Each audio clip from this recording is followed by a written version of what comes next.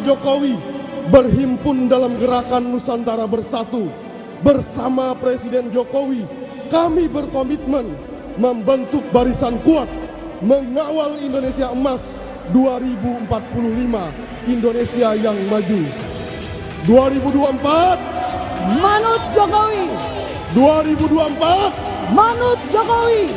2024 manut Jokowi. Pilih memilih pemimpin, hati-hati. Pilih pemimpin yang ngerti. Jangan sampai kita memilih pemimpin yang nanti hanya senangnya duduk di istana yang AC-nya dingin.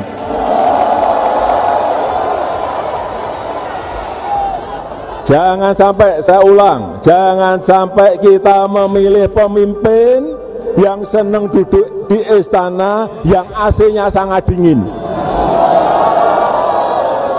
Ini negara besar. Ini negara besar. Jangan hanya duduk manis di istana presiden. Perlu saya sampaikan, gerakan manuver yang dilakukan Anies Baswedan menggetarkan dinding-dinding istana. Bagi Anies Baswedan, sejauh ini untuk menjadi kendaraan menuju kursi RI 1 sudah ada calon koalisi yang disebut Koalisi Perubahan yang berisikan Nasional Demokrat, PKS, dan Partai Demokrat. Meski demikian, menurut pakar hukum tata negara yang juga pengamat politik Refli Harun, secara tak langsung Anies Baswedan telah didukung oleh Koalisi Indonesia Bersatu. Sebelumnya diketahui ada Go Anies yang diisi kader-kader masa Golkar dan Forum Ka'bah yang membangun yang diisi kader-kader masa P3.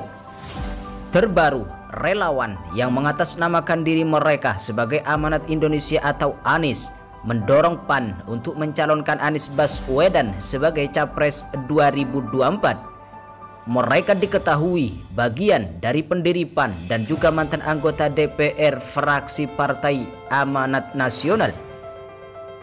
Kalau kita lihat dari 9 partai parlemen itu pendukung Anies Baswedan, paling tidak sudah 6 partai, yaitu Nasdem, PKS, Demokrat, dan KIB, Golkar, P3, dan Partai Amanat Nasional yang belum, PDIP, Gerindra, dan Partai Kebangkitan Bangsa, ungkap Refli Harun melalui kanal YouTube miliknya dikutip pada Kamis 24 November 2022. Refli Harun pun menjelaskan pilihan masa 3 partai KIB untuk mendukung Anies Baswedan berkaitan dengan taktis dan kepentingan partai sendiri. Menurutnya, mendukung selain Anies Baswedan sama sekali tidak menguntungkan bagi partai, khususnya di Pileg. Kalau capres itu 3, Anies, Ganjar, dan Prabowo, maka akan sangat aneh kalau kader ketiga di luar Koalisi Perubahan memilih Ganjar Pranowo karena dia milik PDIP. Mendukung Ganjar sama saja dengan membesarkan PDIP. Apa untungnya bagi partai-partai tersebut? Menurut Refli Harun, saat ini kubu pemerintahan sedang ketar-ketir dengan manuver Anies Baswedan yang telah bisa menggait suara akar rumput partai yang masuk dalam lingkar kekuasaan Jokowi. Itu yang kemudian yang jadi persoalan, dan ini makin menggetarkan dinding-dinding istana. Situasi ini menurut Refli Harun akan berimbas pada meningkatnya serangan kubu penguasa ke Anies Baswedan dan berbagai macam narasi. Narasi tersebut antara lain mengarahkan opini bahwa Anies Baswedan itu bukan siapa-siapa dan tak layak memimpin Indonesia. Saya kira jubir istana atau yang dekat dengan pemerintah saat ini makin mengglorifikasikan tidak perlunya Anies Baswedan untuk memimpin ke depan. Anies tidak ada prestasi, tidak ada pendukung dan sebagainya. Padahal menurut Refli Harun, mereka sedang khawatir dengan banyaknya dukungan ke Anies Baswedan, bahkan dari masanya sendiri. Setelah mantapkan hati untuk maju di Pilpres 2024, Anies Baswedan disebut menjadi ancaman serius bagi kelangsungan lingkar kekuasaan Presiden Jokowi. Selain karena Anies Baswedan menjadi kandidat kuat di antara kandidat dari kekuasaan, percikan konflik antara Anies dan Jokowi sudah tercium lama. Sebagaimana diketahui, Anies Baswedan awalnya adalah bagian dari tim pemenangan Jokowi di 2014 dan mendapat posisi Menteri Pendidikan dan Kebudayaan saat Jokowi menang hingga akhirnya ditendang juga oleh Jokowi. Sampai sekarang alasan dipecatnya Anies Baswedan terus jadi perbincangan di publik dan memunculkan beragam spekulasi. Mengenai hal ini, pakar hukum tata negara Refli Harun turut menyampaikan analisisnya. Refli Harun menilai ada pembisik yang mendorong agar Anies Baswedan segera dihentikan dari panggung istana.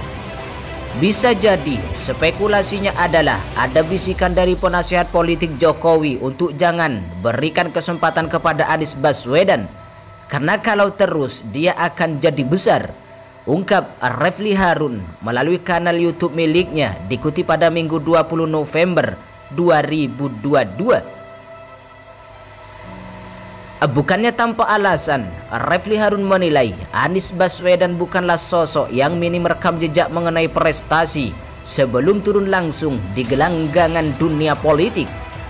Membiarkan Anies Baswedan sama saja memelihara anak macan yang akan menjadi besar dan berbahaya untuk sang pemilik sendiri. Walaupun spekulasi ini perlu diuji, tetapi secara post factum benar, yaitu sebenarnya kalau misalnya Anies dibiarkan dengan portofolio Mendikbud, itu sama saja memelihara anak macan. Sebagaimana diketahui, Anies merupakan rektor Universitas Paramadina plus membuat gerakan yang fenomenal yakni Indonesia Mengajar.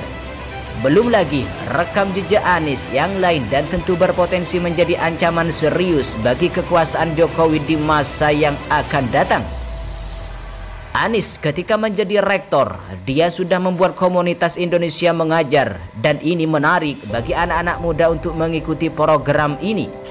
Bisa dibayangkan kalau seandainya diteruskan, Anies Baswedan bisa jadi idola anak muda. Padahal kita tahu pemilih muda di Indonesia makin lama makin bertambah, ungkap Refli Harun melalui kanal YouTube miliknya dikutip pada Minggu 20 November 2022.